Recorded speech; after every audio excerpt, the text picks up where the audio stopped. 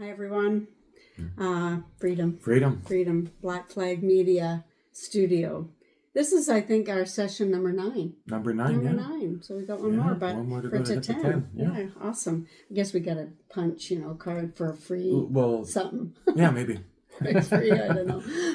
I don't know. We'll have to think of something funny, something good that we get free. But we are here today. I'm wearing my E4701 shirt that Melissa Outwater gifted to me. And because many of us, almost 400,000 of us, signed a petition of non-confidence.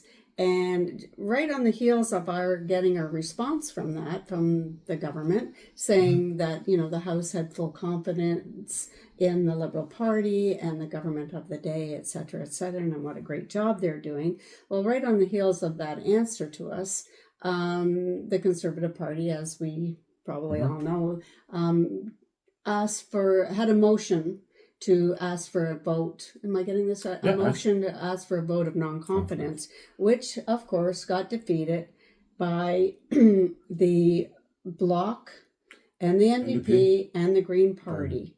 And we'll talk about, I'm going to send that over to you. But, just before we do that, I cannot believe that the Bloc and the NDP have the nerve to stand up in the House or in committee meetings and say how horrible the Liberal Party are handling things. And then when they get an opportunity to actually have an election, they say no. Yeah, exactly. So, well, the Bloc is paid for in the sense. So, the Bloc is a separatist. Yes. Right. I don't even understand how they're allowed to have so many. Well, they have federal seats and they're there, and their whole goal is to make federalism even more difficult. But Justin was very smart because with the carbon tax, he never put it into Quebec. Right. So instantly secured those seats. So he literally turned them into Liberals. And then we find out, with the new election law, that they want to propose to delay the next election enough time for Jagmeet to get his pension. That's certainly a topic that we can talk about that further and have it understood better. I do have a copy of it, but maybe we'll do that for another call. Yeah, okay. But there is they have proposed they put it forward already. They've tabled it, I believe. Oh, they've tabled it? A new, I believe so, yesterday or the day before, a new electoral legislation, so new rules to the election. So that's what you're talking about. Yeah, but we can do a whole show on that too, because it's not just for his it's pension. Important too. But it was just to illustrate that how insidious Trudeau is. It's rigged, basically. So do we really live in a democracy then? Well, I think we've all kind of figured it's pretty much rigged for a while now. And we do have to make some very definite changes to come. But unfortunately, I don't think we're going to be able to make those changes before the next election. Yeah, but we don't know, but we have to keep pressuring them to perhaps consider it. But they're not going to do it until, the Liberals are not going to do it, and the NDP and the Bloc are not going to do it, which leaves the Conservatives, and they're not going to touch. They won't be able to. It's not even touching it. They can suggest it, but they can't do anything. Well, that's why we got to get out in the ether that constitutional change has to happen now. Yeah. There's no accountability built into the system. There's so many holes, so many loopholes that Justin has shown us.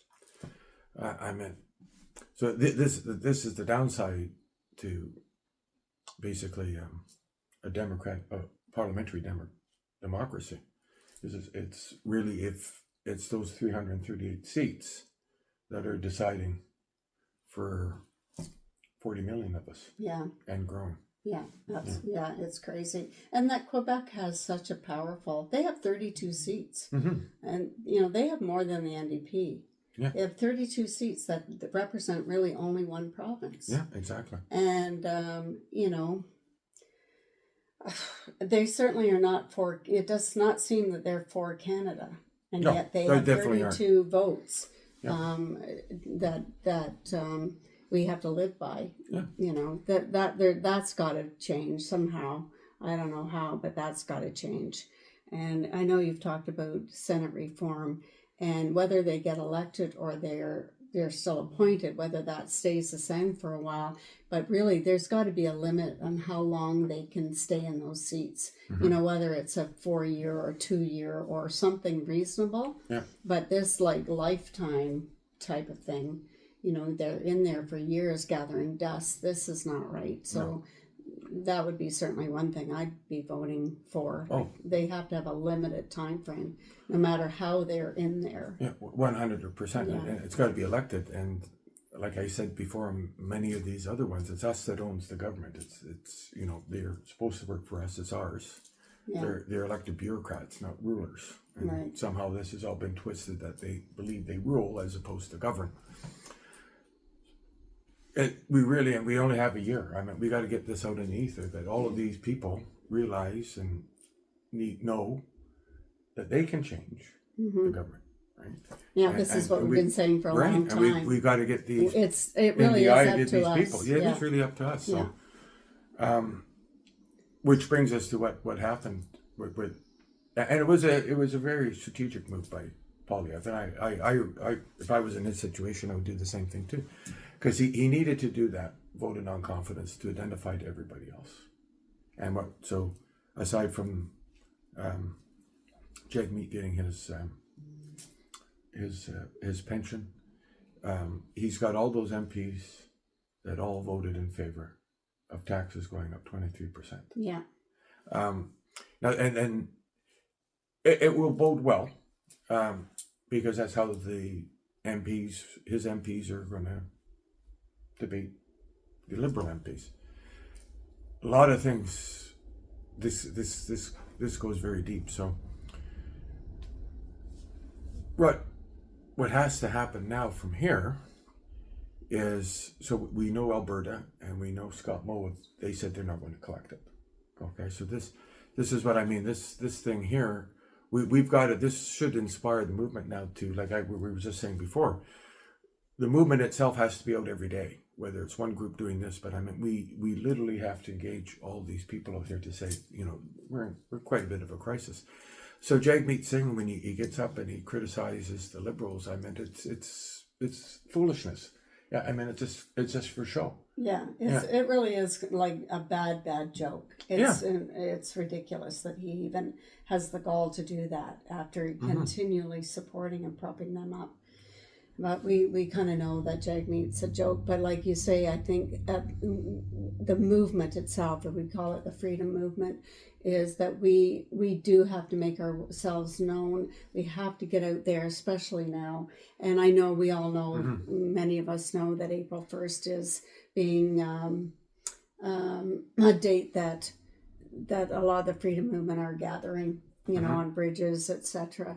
And of course, peacefully. Lawfully, always, yeah. And but by all means, you know, in strength, and saying no, this carbon tax hike is a pivotal issue that we're prepared to stand up for. Oh, it is. And as you say, you know, Pierre, it was a very good tactic. I think he calling for that vote of non-confidence. And again, really on the heels of this, that he knows he's got, in 30 days, he had almost 400,000 Canadians sign for a vote of no confidence. So, you know, whether that was by chance or not, but we're all pretty revved up here. So we do need to get out. I just noticed that Chris Stacey mentioned that there's a permit up on Parliament Hill on the 1st, so that's the Monday. So anybody who's wanting to do that, and I know there's people are organizing convoys and stuff. Yeah. I do a convoy in your neighborhood. Yeah. I do a convoy, 6 blocks in your city. But like I said, it's just not April 1st. I meant, like, we're going to be really busy next week. We've got probably 3 to 4 days planned. We're going to go out.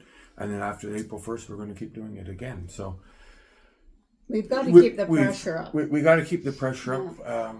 Rebellion might be a very strong word to use, but we got to give all of these people that see us I like Peter's word to say tax hike. revolt or whatever. Revolt, yeah, revolt. It was That's a what I good was way trying to say. Yeah. yeah. We've got to get everybody on guard. And like you said, when you were out yesterday, you had liberals, you used to vote for liberals, now they're not. Right. I mean, they see what's happening. Now the sad thing about it is what's this makes a lot of speculation. So, like Trudeau knows it's suicide putting this in, and he still put it in. It's suicide. So, what does he have planned in another year? What is planned for us in another year? Is he next time election takes the carbon tax off and say, "Hey, we did it. Our carbon is lower. I'm going to promise this. I'm going to promise this. Going to promise this." Do they jettison Trudeau and put in Mark Carney, or is Pierre? Yeah. So, what do these provinces do? Like Trudeau did sort of unofficially say that, he would proceed with charges against the premiers that aren't going to collect it. But how can you do that when he's caught? Maritimes don't have to pay it, Right. and Quebec doesn't have to pay it. Yeah. Is he fostering a civil war in a sense? Yeah. Well, I mean, there's a lot of balls up in the air. yeah. I think that we, as the freedom movement, and I use that term not loosely, but I that's just a term I use. So you guys, whatever, but the freedom movement, that this issue of the tax, it is a big issue, and we're prepared to move on that, and I think it's a good thing. But but like you say, Trudeau, just before the next election, say, hey, we don't have to do it, and so it's no longer an issue. So what I'm trying to say is that we've got to keep ourselves still focused on what is the real issue here. These are issues, and these are problems, and these are concerns.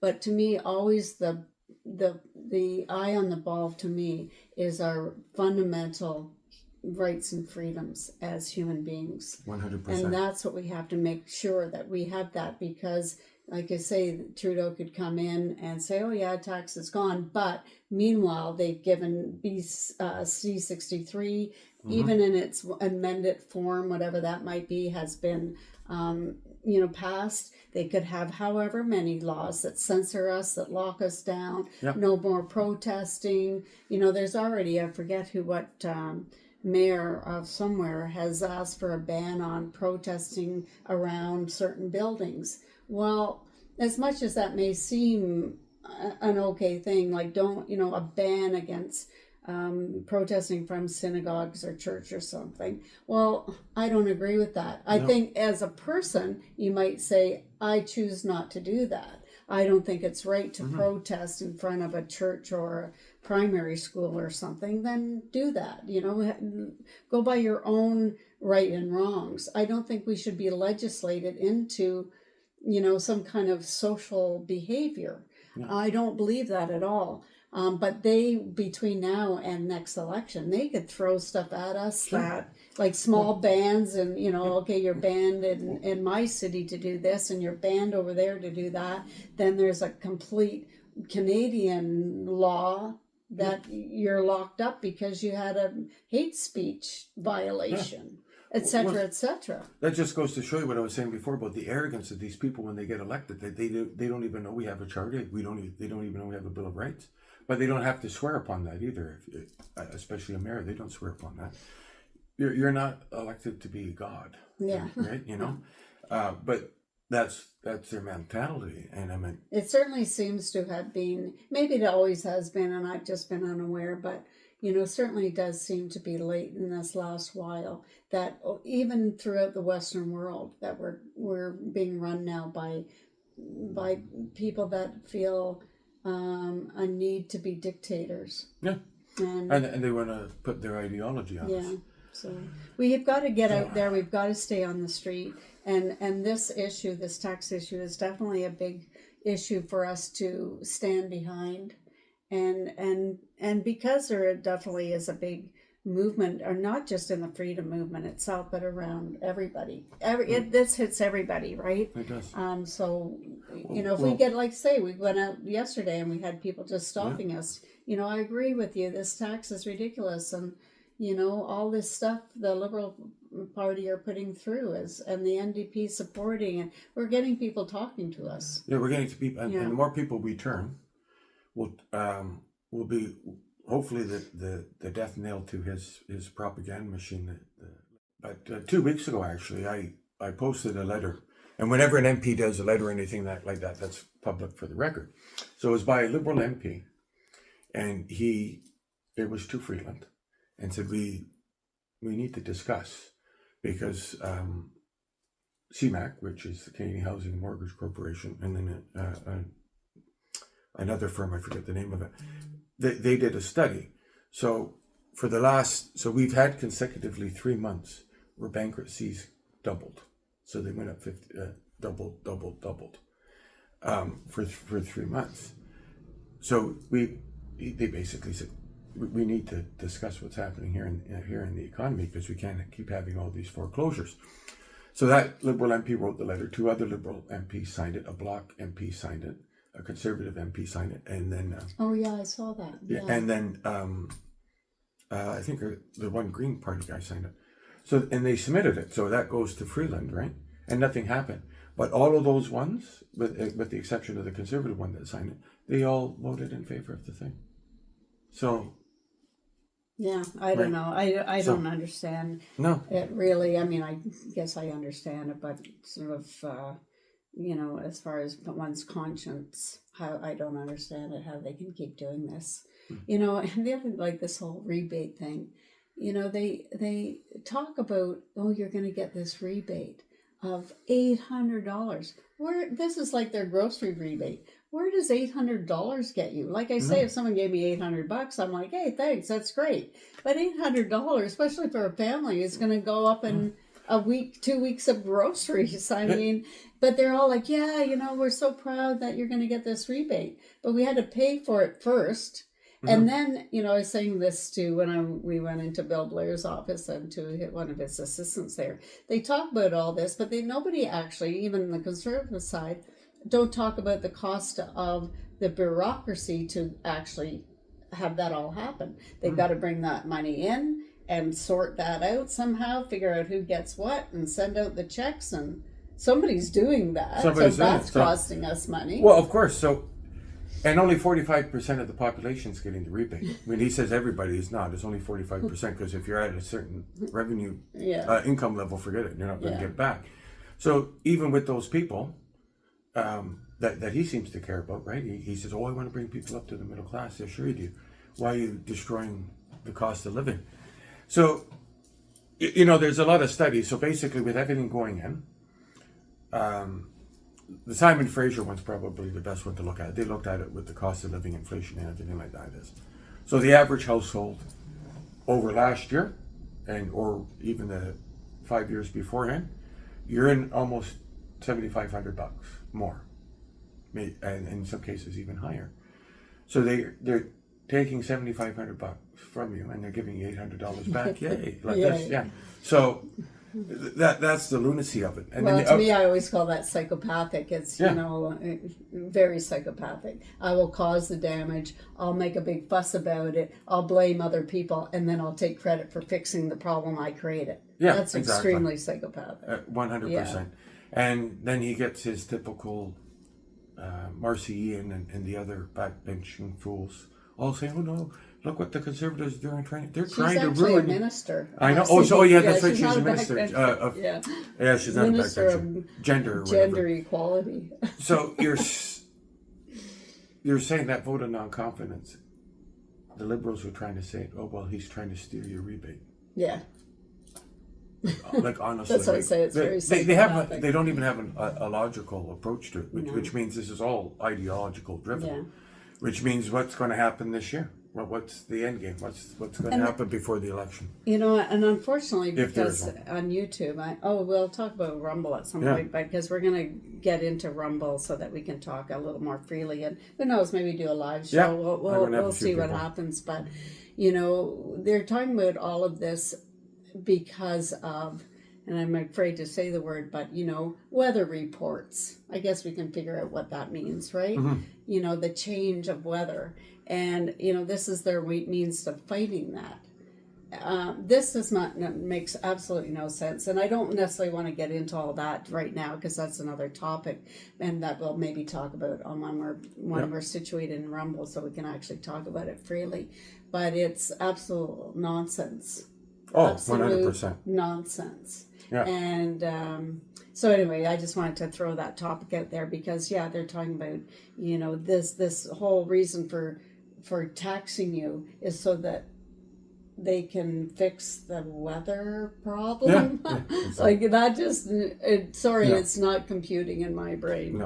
No. They're not even really offering any solutions to whatever they think this problem is. And just like the other subject we can't really talk about, that the response. I liked. I just watched Stephen Ellis do a thing, and he says, you instead of talking to real doctors, this was like 2 years ago. Yeah. Instead of talking to real doctors, you're just talking to spin doctors. Exactly. And we know what happened with all of that. And this is the same thing they're doing with this weather situation. So eventually, Pseudoscience. pseudoscience. And the only one pushing the weather agenda is the weather agenda. That troll, that girl. What's her name from Europe there?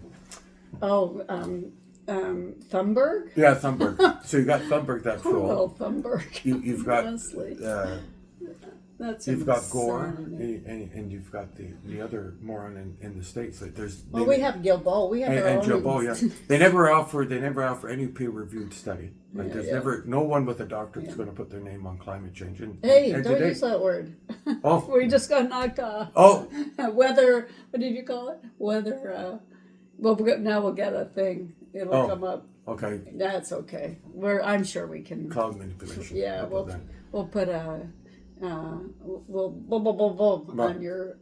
What did you call it? Weather agenda. Weather agenda. Weather agenda. Yeah, let's use that. So let's just use that. Yeah.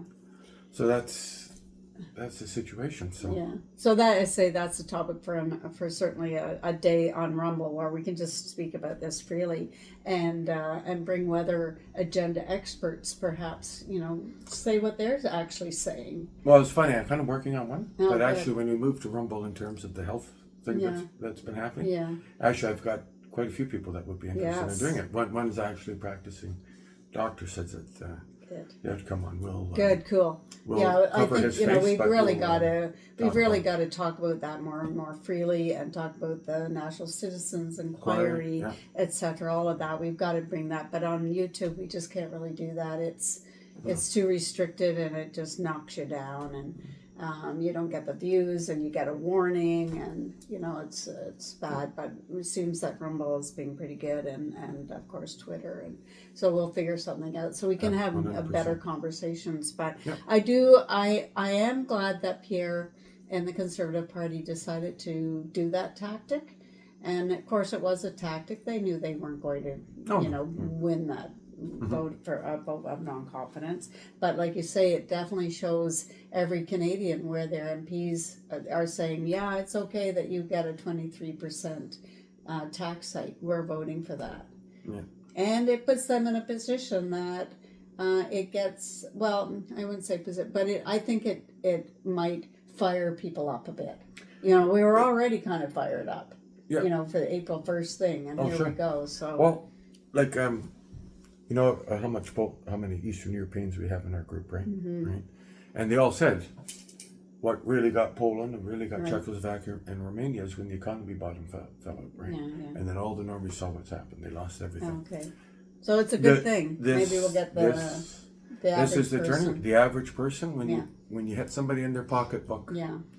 And this is why when we're going attention. out in this next week, 2 weeks, 3 Yeah. weeks, whatever, we've got to stay, to be effective, we have to stay not just peaceful, but intelligent. Yeah, we got to be able to relay that. Yeah, and just like good citizens, Mm-hmm. we're not, screaming, swearing at people or being angry or blocking traffic or, you can slow roll, you can do things that are effective. Yeah.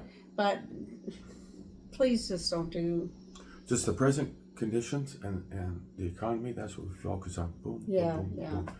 Because And again, it Oh. is just an issue, but we importantly, more importantly than to me, the issue in itself is to maintain and retain our charter rights. So Right. if we start doing stupid stuff, they're going to knock us down. So we want to be able to continue to protest peacefully, 100%. assertively, all of that for sure.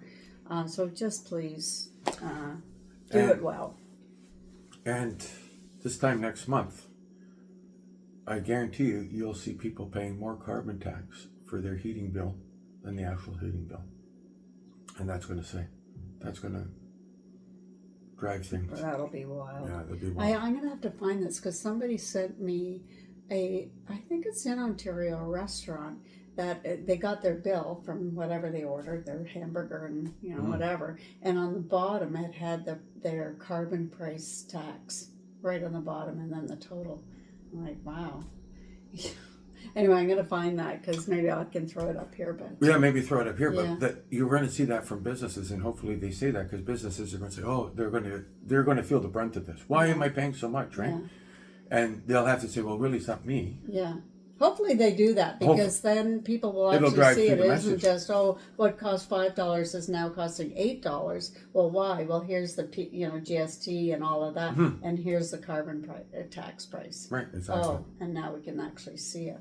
So we'll see what happens, but they're still like in the House today. I watched the House today, and the Conservatives are still saying axe the tax, like keep Well, we keep got the to keep pressure up. pounding it through. So And we might see that in economics there was this theory, and it hasn't really come into play, but this time will probably come into play. And what it's saying is price increases will actually do away with industries. And what I mean by that, just say we'll take a banana, okay? So 2 years ago you were paying 50 cents a banana. I'm just saying hypothetically. 6 months ago you were paying $1. Now what happens is now with prices and taxes and everything, one banana will cost $3. I'm just saying that. So what will happen with people who say, I'm just never going to buy bananas anymore. So the whole banana industry will just go away. Now that's just a very basic example. But this is what potentially could happen in the economy is people are going to start to say, well, do I really need a new car? Do I need a exactly. couch? Do I need another shirt? Right. So whatever it is. Exactly. So you're going to see the bottom of industries just go evaporate, and then you lose something. It's harder to get it back. Yeah. So. Well, maybe we need to hit that bottom because to wake up to the what we call normies, but wake up the population that's still not really getting it. No, exactly. I'd rather it didn't have to happen that way, but it may happen. So we shall see. So topics coming up in the next Black Flag Media. What are we going to talk? Well, once we're on to Rumble, we'll talk about the Canadian response and maybe the world response to that. Situation, the lockdowns, etc., and bring up the National Citizens Inquiry. So that's one, and the weather agenda topic, and that's two that on for the Rumble, and and that election bill. the election, right? We got to do that. We got to do that election. And we bill. still want to talk about media being the virus. It definitely is, and. That legacy media, whether they'll catch on and realize the tide has turned and start catching on, I don't know. But really from that perspective, probably everyone's watching this particular show already has their favorite independent media sources. But if you don't, then ask around and find them. And there's some that I definitely watch, and there's a couple of them that out there that put out not just the House of Commons, because you can watch that on CPAC, but they grab the committee meetings, and once you start watching committee meetings, it's something. Watching the way they squirm away, and and how they in this particular case the Conservatives are hammering on them, just answer the question. And I have to say, I was just watching a meeting from yesterday, again talking about Dr. Stephen Ellis. He's a MP in Nova Scotia, and he was questioning Mark Holland, who is our Minister of Health, and he used the word treason. So I'll just maybe end this whole thing here. Treason. He asked him, what's the meaning of treason? So maybe we'll just find out what that is. And that's a good, we'll use that as a show. Yeah, we'll use that as a show. Okay. And what it's defined as. We will do a show just on treason. treason. I love it. Okay. Yeah. All right, everybody. Freedom. Freedom. Always choose freedom, and we'll see you next time. Adios.